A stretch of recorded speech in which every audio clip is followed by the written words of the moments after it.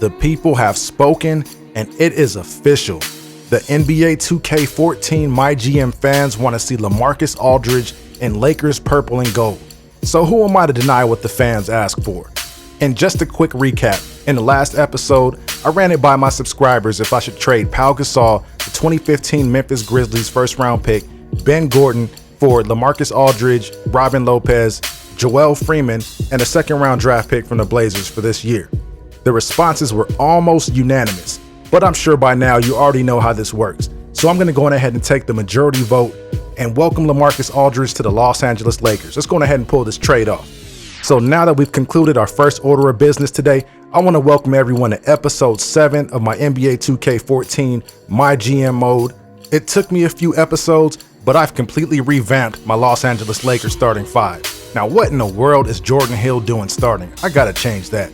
There's a reason I traded for Larry Sanders, and that's not to sit on the bench. So let's go on ahead and sub in Sanders, and he'll be on the floor the next dead ball. So for now, Jordan Hill gets the start. He can enjoy his first 5 minutes of fame or whatever.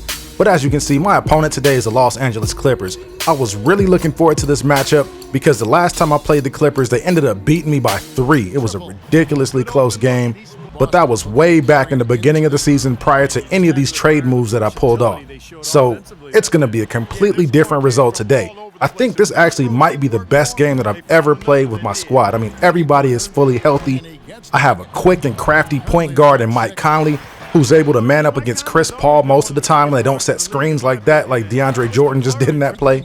I got Larry Sanders, man in the middle, whose attributes are pretty similar to DeAndre Jordan. I mean, they're pretty much a match stat for stat. I got Nick Young at the 3, Lamarcus Aldridge at the 4, Kobe playing the 2. I mean, come on, that's a squad. The Clippers are not ready today. So early on, things are pretty close as DeAndre Jordan just goes up with an easy layup. But then I see they're playing off of Kobe, so I just pull it. Jamal Crawford is late on the rotation. He cannot contest it. That's way too much space for Kobe. So Kobe knocks in the 3. Next Clipper possession, Chris Paul tries to attack, passes it to DeAndre Jordan, who drives in and has an easy layup. Not sure what happened. Actually, I know what happened. Jordan Hill happened. He was just standing there watching the whole play. And I promise you, if Larry Sanders was in the game on that play, that shot would have got contested, guaranteed, if not rejected.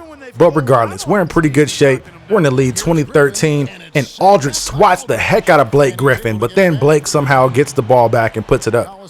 I think that's going to be on my 2K15 wish list.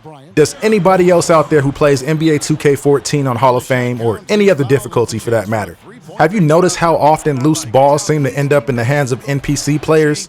It seems to happen at least 5 to 8 times every time I play. Maybe that's just me, I don't know. But anyways, after we just pulled off a steal, I decided to run the break with Lamarcus Aldridge and turn the ball over. But I got Larry Sanders back there, and he says, "Get that out of here." Not once, but twice. And Nick Young is able to recover the ball. So he passes it to Conley. Conley dribbles up court, decides to set up the offense, taking his time, trying to run a play. Lamarcus Aldridge coming up and setting a pick, but he finds Larry Sanders with the lob. There was nobody even close to Sanders, so I had to throw it up there. So my next possession, Aldridge passes to Kobe. Kobe goes to the isolation, and he turns and starts backing down JJ Redick, and you know what's coming. JJ Redick just got that work. That fadeaway is unguardable. I don't care who you are.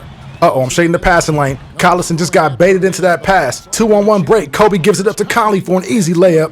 You gotta love when defense transitions into easy offense. We'll take it. So going into the second quarter now, they decide to double team, and look at the ball movement to find Sanders for the easy layup.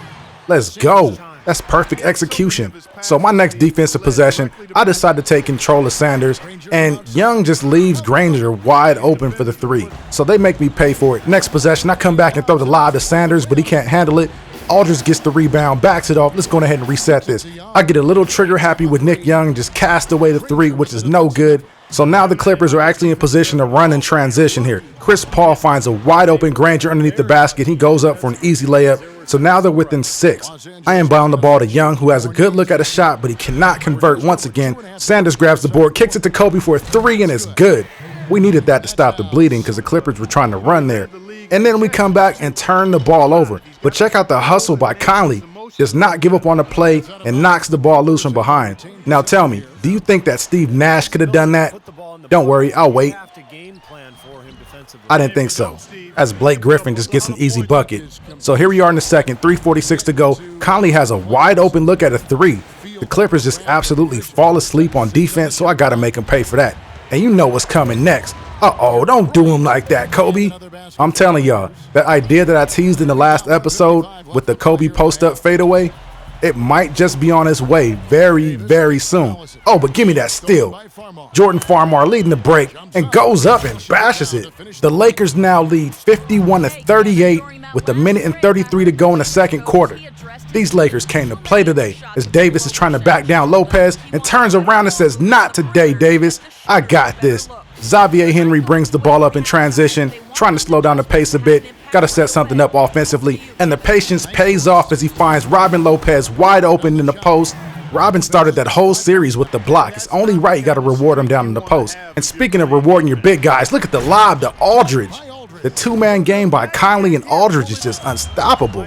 Between Kobe, Aldridge, and Sanders, I can pretty much throw up lobs blindfolded and somebody's going to go up and get it. All I really need to do now is just add an athletic three that can go up and finish. Nah, I think I'm going to keep Nick Young around for a little bit because I like the way he can shoot threes, and I like the balance I have right now with Kobe, Conley, and Young. So I see Crawford on me and decide to put him in the post this time just so he knows he can get that post work too.